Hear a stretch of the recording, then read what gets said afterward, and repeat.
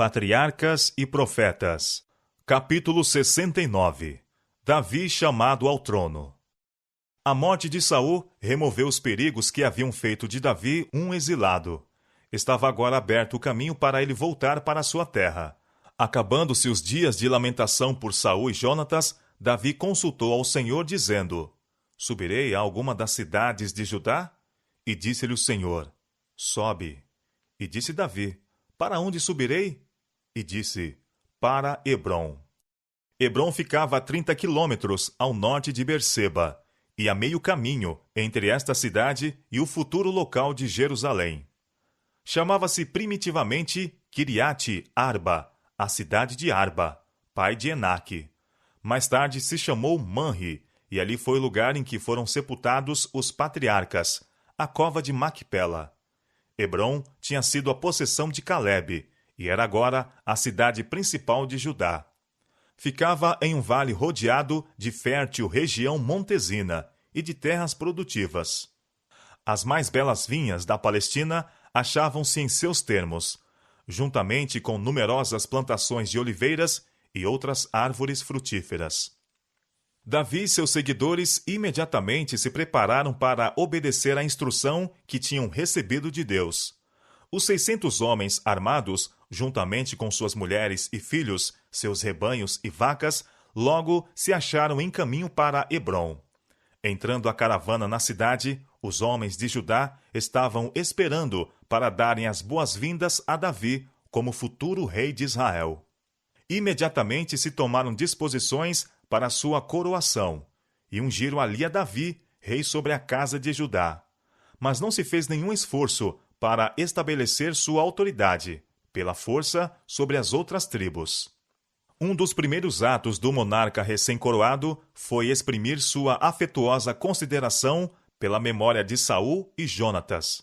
Tendo conhecimento da ação heróica dos homens de Jabes, Gileade, retirando os corpos dos chefes mortos e dando-lhes honrosa sepultura, enviou Davi uma embaixada a Jabes com esta mensagem: Benditos sejais, vós do Senhor, que fizestes tal beneficência a vosso senhor, a Saul, e o sepultastes.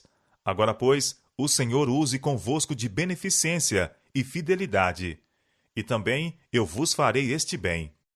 E anunciou sua subida ao trono de Judá, e pediu fidelidade por parte daqueles que haviam mostrado tão sincera lealdade. Os filisteus não se opuseram à ação de Judá, tornando a Davi rei. Eles o haviam favorecido em seu exílio, a fim de molestar e enfraquecer o reino de Saul. E agora esperava que, por causa de sua anterior bondade para com Davi, a extensão do poder deste resultaria, afinal, em proveito deles.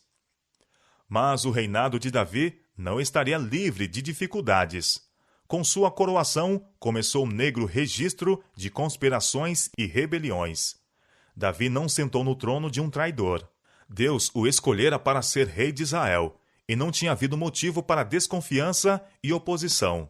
No entanto, mal havia sido sua autoridade reconhecida pelos homens de Judá, quando, pela influência de Abner, foi Isbosete, filho de Saul, proclamado rei e posto sobre um trono rival em Israel. Isbosete era senão um representante fraco e incompetente da casa de Saul, ao passo que Davi estava preeminentemente qualificado para arrostar as responsabilidades do reino.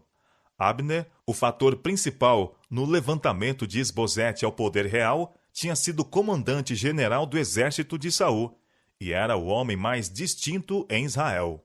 Abner sabia que Davi tinha sido designado pelo Senhor ao trono de Israel, mas, tendo tanto tempo acossado e perseguido, não estava agora disposto a que o filho de Jessé sucedesse no reino em que governara Saul. As circunstâncias sob as quais Abner foi posto serviram para desenvolver seu verdadeiro caráter e mostraram ser ele ambicioso e sem escrúpulos. Tinha estado intimamente ligado a Saul e fora influenciado pelo espírito do rei para desprezar o homem que Deus escolhera para reinar sobre Israel. Seu ódio aumentara pela censura incisiva que Davi lhe fizera na ocasião em que a bilha de água e a lança do rei foram tiradas de ao lado de Saul, enquanto ele dormia no acampamento. Lembrava-se de como Davi tinha bradado aos ouvidos do rei e do povo de Israel: Porventura, não és varão? E quem há em Israel como tu? Por que, pois, não guardaste tu, o rei, teu senhor? Não é bom isto que fizeste. Vive o Senhor, que sois dignos de morte. Vós que não guardastes a vosso Senhor, o ungido do Senhor. 1 Samuel capítulo 26, versos 15 e 16. Esta censura inflamara-se em seu peito e resolveu executar seu propósito de vingança e criar divisão em Israel, por meio do que poderia ele próprio exaltar-se. Empregou o representante da passada realeza para promover suas ambições e intuitos egoísticos. Sabia que o povo amava Jonatas, sua memória era acalentada, e as primeiras campanhas bem-sucedidas de Saul não foram esquecidas pelo exército. Com decisão digna de melhor causa, este chefe revoltoso prosseguiu na execução de seus planos.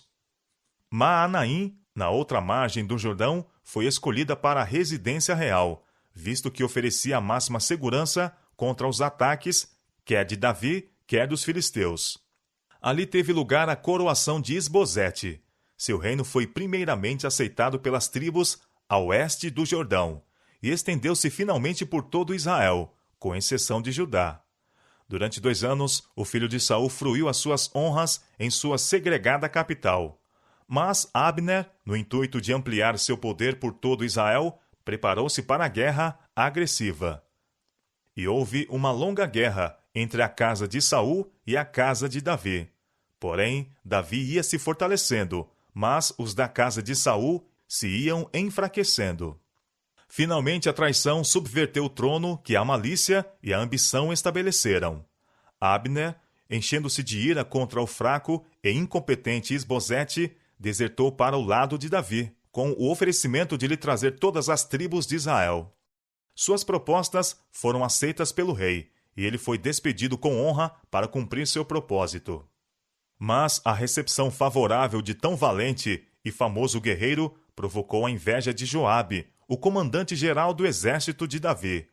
Havia uma dissensão mortal entre Abner e Joabe, tendo o primeiro morto Asael, irmão de Joabe, durante a guerra entre Israel e Judá. Agora Joabe, vendo uma oportunidade para vingar a morte de seu irmão e livrar-se de um que seria seu rival, aproveitou civilmente da ocasião para armar cilada a Abner e matá-lo. Davi, ouvindo falar deste traiçoeiro assalto, exclamou: Inocente sou eu, e o meu reino para com o Senhor, para sempre do sangue de Abner, filho de Ner. Fique-se sobre a cabeça de Joabe e sobre toda a casa de seu pai. Em vista da condição incerta do reino e do poderio e cargo dos assassinos, pois que o irmão de Joabe, Abisai, estivera unido com ele, Davi não pôde punir o crime com um justo castigo. Contudo, manifestou publicamente sua aversão àquela cena de sangue. O sepultamento de Abner foi acompanhado de honras públicas. Exigiu-se que o exército, com Joabe à sua frente, tomasse parte nos atos de lamentação, com vestes rotas e vestidos de saco. O rei manifestou sua dor, observando um jejum no dia do sepultamento. Acompanhou o séquito fúnebre como principal pranteador. E junto à sepultura pronunciou uma elégia que era uma censura cortante aos assassinos. Pranteando a Abner, disse: Não morreu Abner como morre o vilão? As tuas mãos não estavam atadas, nem os teus pés carregados de grilhões de bronze. Mas caíste como os que caem diante dos filhos da maldade. O magnânimo reconhecimento por parte de Davi, com relação a um que fora seu inimigo atroz, conquistou a confiança e a admiração de todo Israel. O que todo o povo entendendo, pareceu bem aos seus olhos, assim como tudo quanto o rei fez, pareceu bem aos olhos de todo o povo. E todo o povo e todo Israel entenderam naquele mesmo dia que não procedera do rei que matassem a Abner, filho de Ner. No círculo particular dos conselheiros e assistentes que lhe mereciam confiança, o rei falou do crime e, reconhecendo sua própria incapacidade de punir os assassinos, como desejava, entregou-os à justiça de Deus. Não sabeis que hoje caiu em Israel um príncipe e um grande? que eu ainda sou tenro, ainda que ungido rei. Estes homens, filhos de Zeruia, são mais duros do que eu. O Senhor pagará ao malfeitor conforme a sua maldade. Abner tinha sido sincero em seus oferecimentos e representações a Davi. Todavia, seus intuitos eram vis e egoísticos. Opusera-se persistentemente ao rei por Deus designado, na expectativa de conseguir honra para si. Era o ressentimento, o orgulho ferido e a paixão que o levou a abandonar a causa que durante tanto tempo havia servido. E desertando para o lado de Davi, esperava receber a mais alta posição de honra ao seu serviço. Se ele tivesse sido bem-sucedido em seu propósito, seus talentos e ambição, sua grande influência e falta de piedade teriam feito perigar o trono de Davi e a paz e a prosperidade da nação. Ouvindo, pois, o filho de Saul que Abner morrera em Hebrom, as mãos se lhe afrouxaram, e todo Israel pasmou. Era evidente que o reino não poderia manter-se por muito tempo. Logo, outro ato de traição completou a queda do poder decadente. Isbosete foi miseravelmente assassinado por 2 de seus capitães, os quais, decepando-lhe a cabeça, levaram-na apressadamente ao rei de Judá, esperando assim captar o seu favor. Compareceram perante Davi com a sangrenta testemunha de seu crime, dizendo: Eis aqui a cabeça de Isbosete, filho de Saul, teu inimigo, que te procurava a morte. Assim o Senhor vingou hoje ao rei, meu senhor, de Saul e da sua semente. Mas Davi, cujo trono o próprio Deus estabelecera, e a quem Deus livrara de seus adversários, não desejava o auxílio da traição para estabelecer seu poderio. Contou aos assassinos a condenação que atingira aquele que se vangloriou de matar Saul. Quanto mais, acrescentou ele, a ímpios homens que mataram um homem justo em sua casa, sobre a sua cama. Agora, pois, não requereria eu o sangue de vossas mãos, e não vos exterminaria da terra? E deu Davi ordem aos seus mancebos que os matassem. Tomaram, pois, a cabeça de Isbosete e a sepultaram na sepultura de Abner, em Hebrom. Depois da morte de Isbosete, houve um desejo geral entre os principais homens de Israel de que Davi fosse rei de todas as tribos. Então todas as tribos de Israel vieram a Davi, a Hebrom, e falaram, dizendo: Eis-nos aqui, teus ossos e tua carne somos. Declararam: És tu o que saías e entravas com Israel. E também o Senhor te disse: Tu apacentarás o meu povo de Israel, e tu serás chefe sobre Israel. Assim, pois, todos os anciãos de Israel vieram ao rei, a Hebrom. E o rei Davi fez com eles aliança em Hebrom, perante o Senhor. Assim, pela providência de Deus, abrira-se-lhe o caminho para ir ao trono. Ele não tinha nenhuma ambição pessoal a satisfazer, pois não procurara a honra a que fora levado. Mais de 8.000 dos descendentes de Arão e dos levitas serviam a Davi. A mudança nos sentimentos do povo foi assinalada e decisiva. A revolução foi silenciosa e digna, adaptada à grande obra que estavam a fazer. Quase 500.000 de almas, os anteriores súditos de Saul, congregaram-se em Hebrom e arredores. As próprias colinas e vales pareciam vivas com as multidões. A hora da coroação foi designada. O homem que fora expulso da corte de Saul, que fugira às montanhas e colinas e às cavernas da terra, a fim de preservar a vida, estava prestes a receber a mais alta honra que ao homem pode ser conferida por seus semelhantes. Sacerdotes e anciãos, vestidos nos trajes de seu ofício sagrado, oficiais e soldados com lanças e capacetes resplandecentes, e estrangeiros de longas distâncias, ali se achavam para assistir à coroação do rei eleito. Davi estava vestido com os trajos reais.